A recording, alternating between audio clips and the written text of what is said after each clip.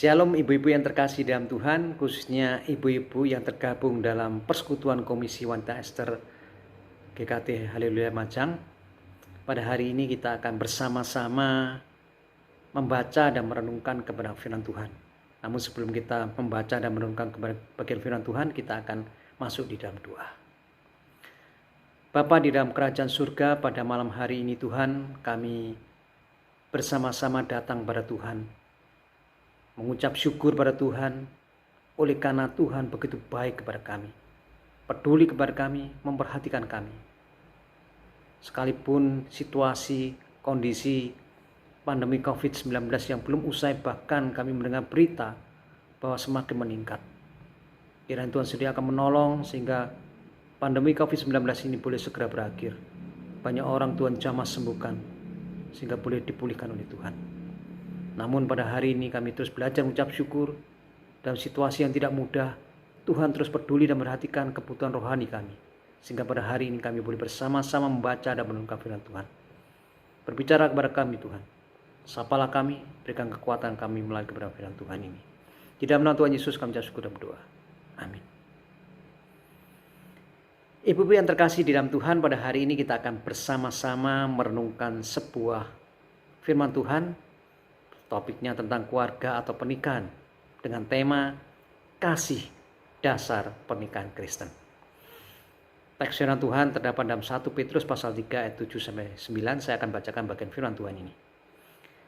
Demikian juga kamu, hai suami-suami, hiduplah bijaksana dengan istrimu sebagai kaum yang lebih lemah.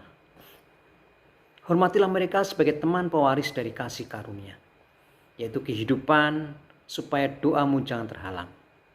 Dan akhirnya, hendaklah kamu semua seia sekata, seperasaan, mengasihi saudara-saudara, penyayang dan rendah hati.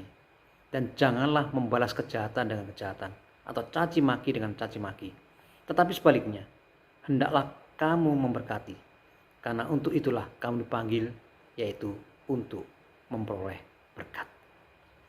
Ibu-ibu yang terkasih di dalam Tuhan, apa arti pernikahan? Kita sering mendengar di masyarakat istilah pernikahan atau nikah. Paling tidak ada dua istilah yang kita dengar. Yang pertama adalah istilah nikah siri atau nikah di bawah tangan, yang diartikan sebagai bentuk pernikahan yang dilakukan berdasarkan hukum agama, tetapi tidak diumumkan kepada masyarakat serta tidak tercatat secara resmi di kantor urusan agama atau kantor catatan sipil. Atau dengan kata lain, nikah siri adalah pernikahan yang sah secara agama tetapi tidak sah di mata hukum. Kemudian yang kedua, pernikahan kontrak atau kawin kontrak, yang diartikan perkawinan yang berdasarkan sebuah perjanjian untuk hidup bersama sebagai suami istri dalam jangka waktu tertentu dengan disertai sebuah imbalan bagi salah satu pihak. Tujuannya untuk memperoleh keuntungan ekonomi dan memenuhi kebutuhan biologisnya. Ini merupakan tujuan dari kawin kontrak ini. Itu yang kita dengar di masyarakat istilah pernikahan. Kemudian apa sih artinya pernikahan bagi iman Kristen atau pernikahan Kristen itu? Apa sama dengan dua pengertian pernikahan yang kita dengar dari masyarakat itu? Tentu berbeda. Bukan hanya berbeda, kalau boleh saya katakan sangat-sangat berbeda. Pernikahan Kristen itu sah berdasarkan iman Kristen, atau kita sebut sah berdasarkan hukum agama, dan sah secara hukum lembaga pemerintah di catatan sipil. Ada pendapat beberapa tokoh Kristen tentang pernikahan, yaitu seorang profesor di Southern Baptist Theological Seminary yang bernama Wayne H. Pernikahan adalah perjanjian dari cinta yang bertanggung jawab, suatu persekutuan yang membawa pertobatan dan pengampunan.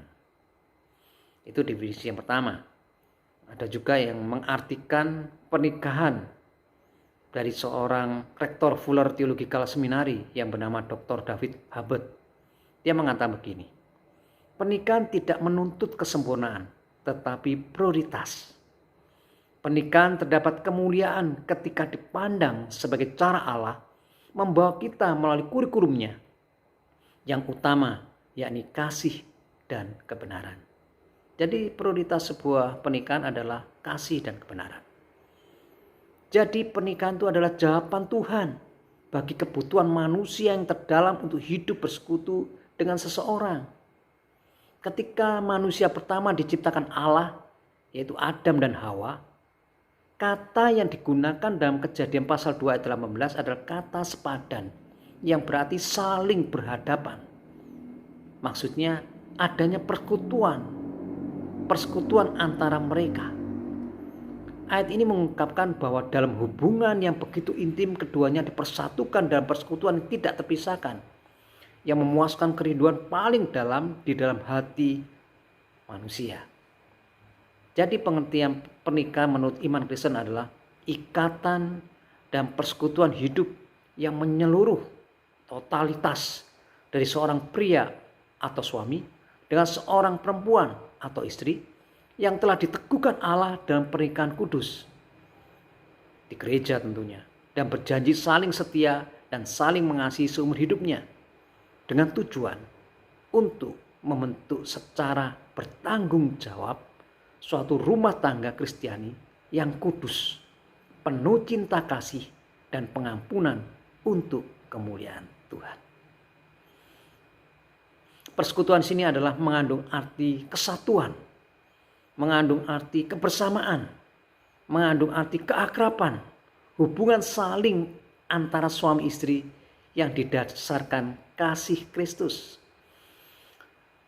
Dalam Kolose 3 ayat 14 mengatakan, dan di atas semuanya itu, kenakanlah kasih sebagai pengikat yang mempersatukan dan yang menyempurnakan.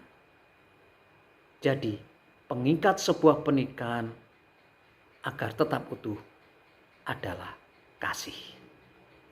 Kemudian dalam perikop yang sudah kita baca tadi yang terdapat dalam 1 Petrus 3 ayat 7-9 mengatakan begini. Sebagai teman pewaris dari kasih karunia. Sebagai teman pewaris kasih karunia.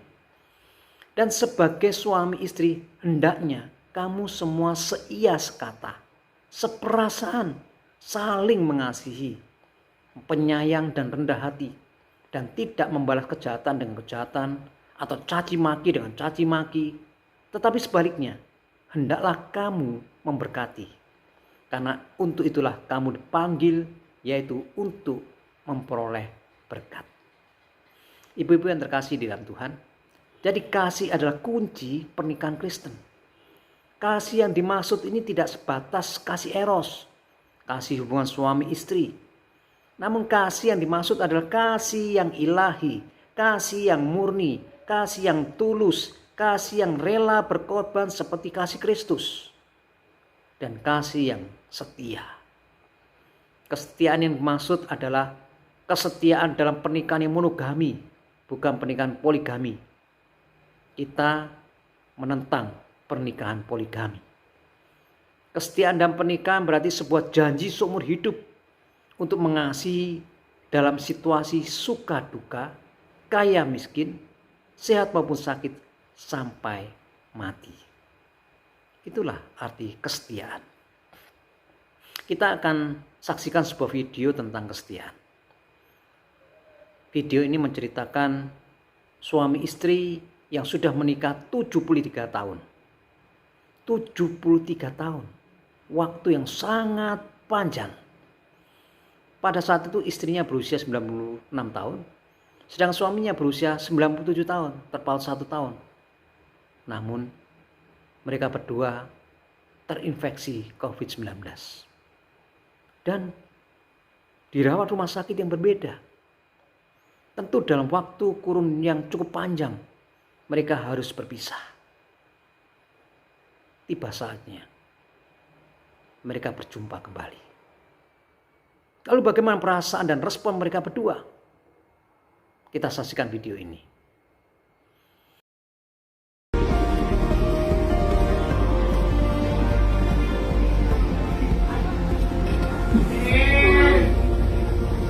Oh my God.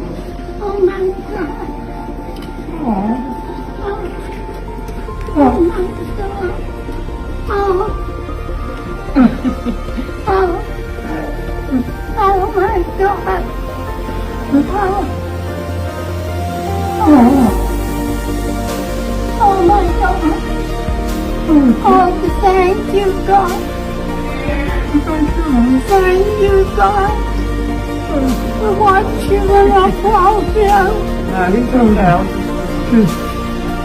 Oh, God. Oh, my God. Oh, my God. Hallelujah. Oh, oh, God. Oh, what you do for? Oh, God. Oh, my God. Oh, oh, God. He's going to spend a couple days here to see you. Thank you, girls. Of course. Oh, my God. He said, I want to spend a couple days with my honey. Oh, So he's right down the street here. oh, my God, Jeff. Ibu-ibu yang terkasih di dalam Tuhan, inilah contoh kesetiaan sampai tua.